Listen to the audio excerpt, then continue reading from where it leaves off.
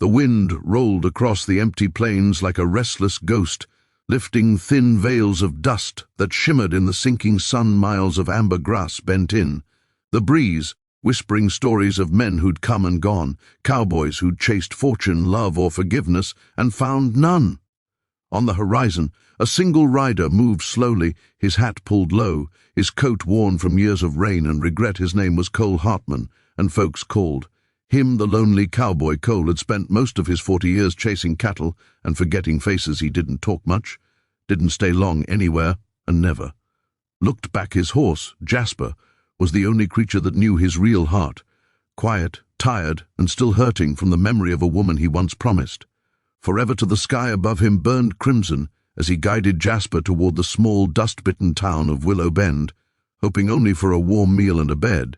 That didn't move with the wind, but fate had other plans. He heard it first, a faint cry, like the sound of a kitten lost among the sagebrush. Cole reined in.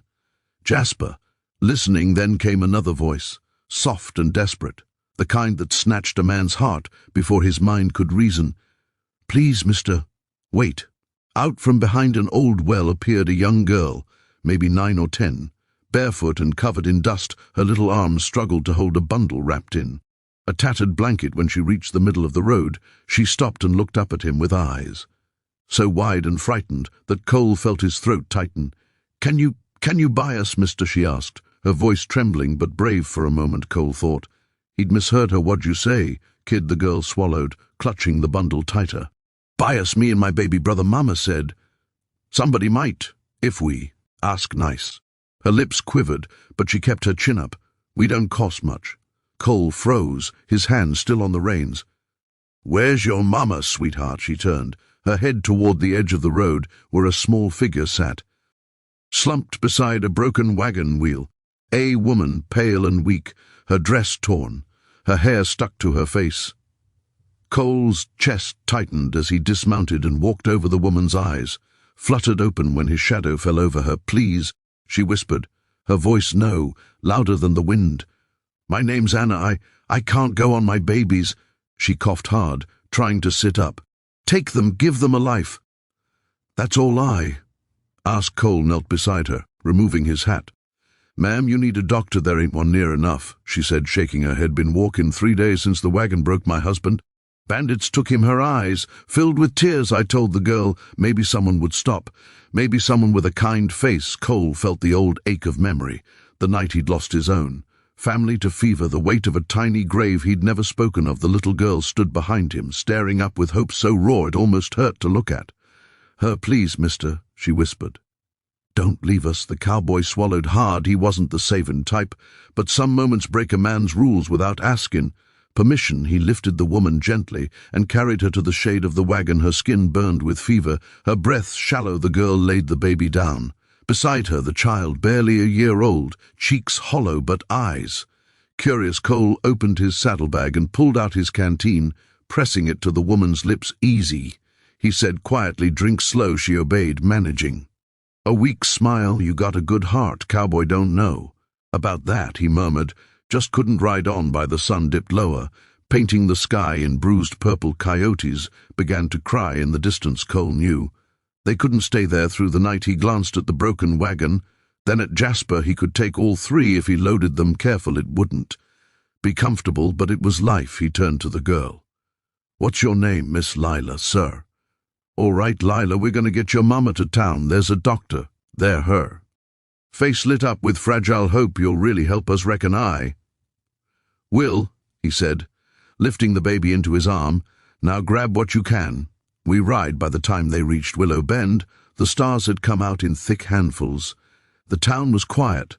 Just the saloon lanterns and the faraway bark of a dog. Cole carried Anna into the small clinic at the edge of town. The doctor, a gray-haired man with a whiskey smell and kind eyes, took one look and called for blankets while the doctor worked. Lila sat beside the cot, holding her mother's hand. Cole waited outside, pacing. He wasn't sure why his chest hurt so much. Maybe because he'd seen this story before. Hope, hanging by a thread that time always, seemed to cut. An hour later, the doctor stepped out. "She's stable for now," he said, "but she needs rest and good food." "You her husband?" Cole shook his head. "Just a stranger on the road." Well, the doctor sighed. You saved her life. Stranger Cole nodded slowly, tipping his hat through the window. He saw Lila feeding her baby brother with a small spoon the nurse had given her. She was humming softly, the same tune her mother must have sung. Once upon a time, something inside Cole, something long dead, stirred. He turned to leave, but a small hand caught his coat. Please don't go, mister, Lila said, eyes glistening. Mama says God sent you. Cole crouched down. You don't need me, kid. You got your mama now. She shook her head. She said, if she don't wake up tomorrow, you'll be our pa. The words hit him like a bullet. He looked at the sleeping woman through the doorway, her face peaceful under the lamplight, then back at the children. Maybe he'd come to this town for rest, but maybe fate had sent him to find what he'd lost years ago. Cole touched the brim of his hat. We'll see, Lila, we'll see. Outside, the wind had softened, carrying the scent of rain, and for the first time in years, the lonely cowboy didn't feel quite so alone. Morning came slow and grey over Willow Bend. A thin rain fell across the empty street, making the dust run in tiny rivers. Cole sat on the porch outside the clinic, his hat tilted low, his coffee long. Gone cold all night. He'd heard the woman's ragged breathing through the thin wall, each shallow gasp marking the hours he didn't sleep inside. Little Lila had curled up in the wooden chair beside her mother's bed, one hand gripping the baby's blanket, the other clutching a small wooden horse Cole had whittled. To keep her busy, the toy now rested against her cheek. When the door creaked open, Dr. Mason stepped out. He looked tired, his spectacles fogged. She's awake, he said quietly, but she's fading. You might want to say your piece. Cole rose, heart thudding. He wasn't family, wasn't even a friend, but his boots moved him forward as if the Lord himself had nudged them. Anna lay pale against the sheets, rainlight glinting off her damp hair. Her eyes flicked open when she heard his spurs. Cowboy, she whispered. You stayed. He nodded. Didn't seem right to ride off. She tried to smile, but pain bent the corners of her mouth. I ain't got much time, listen. Her fingers trembled as they found his rough hand.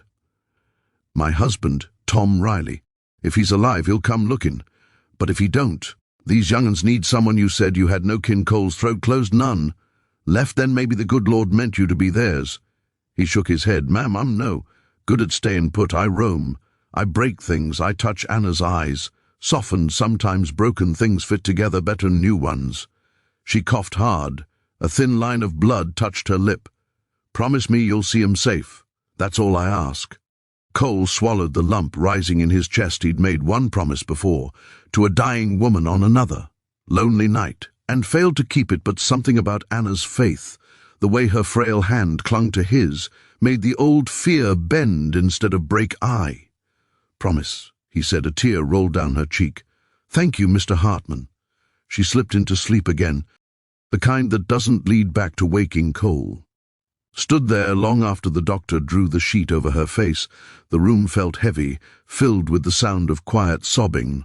Lila looked up at him, confusion clouding her eyes. She's just restin', right? He knelt, taking her small hand. Yeah, sweetheart, she's restin' now, real peaceful. Lila pressed her face to his chest, crying soft and shaking. The baby whimpered, and Cole lifted him.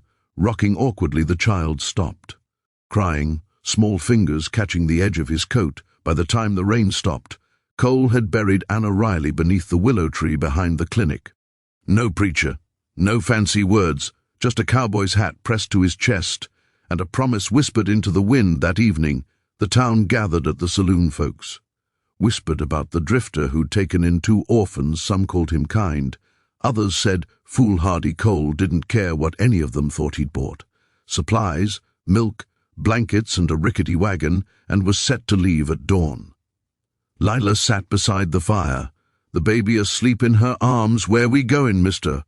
Cole. He stared into the flames south. Maybe somewhere green where you can start fresh. Are you going to be our PA now? The question hit like a hammer. He looked at her, dust-smudged cheeks, eyes too old for her years, and something in his heart answered before his mouth could. Yeah, Lila, guess I am. She smiled, a small, tired smile that could melt stone. Mama said God sent you. Cole tipped his hat low to hide his face. Maybe he did outside. Thunder rolled far away. Tomorrow the road would call again, But this time he wouldn't be riding alone. The road stretched wide and endless beneath a sky bruised. With dusk, 3 days had passed since Cole buried Anna, and the world felt quieter now.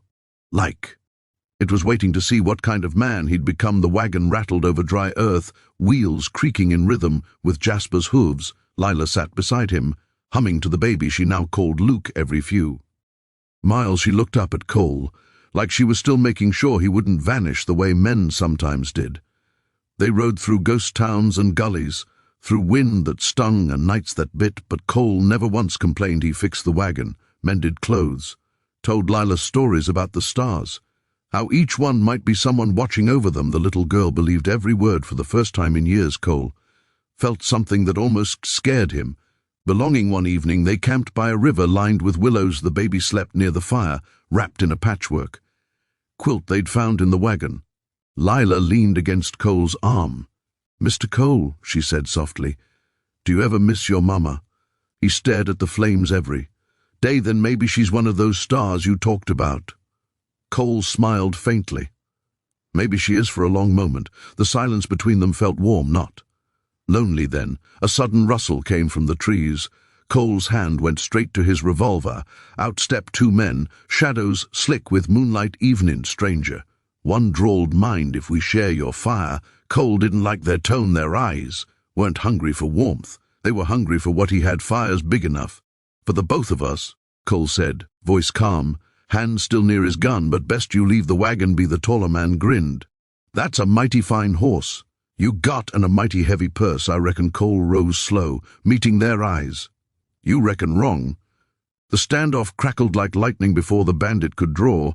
Cole fired once. The bullet tore through the man's hat, dropping it into the dirt. "Next shot won't miss," Cole warned. The other man dragged his partner back, cursing. "You ain't worth it, old man." When their footsteps faded, Cole holstered his gun and turned to see Lila staring, trembling. "Are we safe now?" He nodded, kneeling beside her. "So long as I'm breathin', you are." That night, when she finally slept, Cole sat awake, watching the stars. He thought of Anna, of his broken promise to his own wife years ago, and of this strange chance at redemption that rode beside him now. He whispered into the wind, "I'll keep him safe, I swear it." Weeks later, they reached a small valley, green and alive. Farmhouse stood near the hills, abandoned but sturdy. Cole fixed the roof, built a corral, and planted seeds with his bare hands.